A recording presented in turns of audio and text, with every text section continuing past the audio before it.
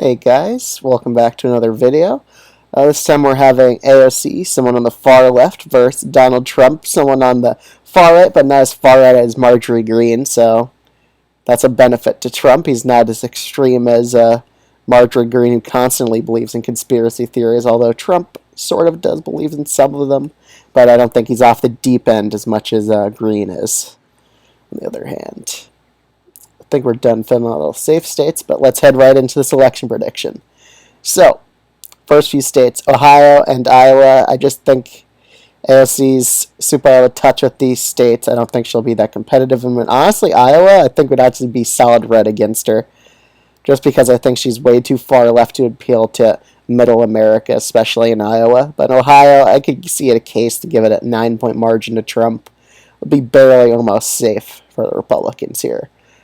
Texas and Florida, because AOC is so far left, I don't think she'll do the best with Latinos in either of these two states because they really are pretty much against progressive politics, as we saw in Florida in the Democratic primary here. But in Texas, it was like the other way around.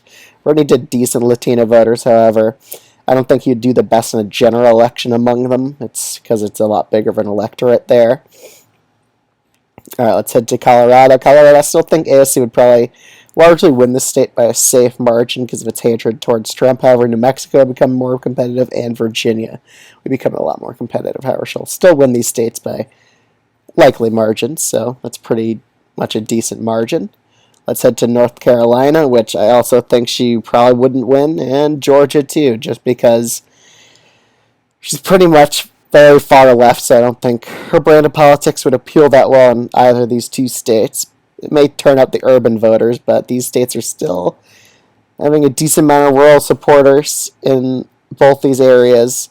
Plus, I'm not really sure of going that far left on these issues in these two states for the African American population. I don't think that appeals to them that well. I mean, we've seen it in the primaries where progressives constantly lost in the deep South, especially North Carolina and Georgia, so I don't think that style of politics works down there.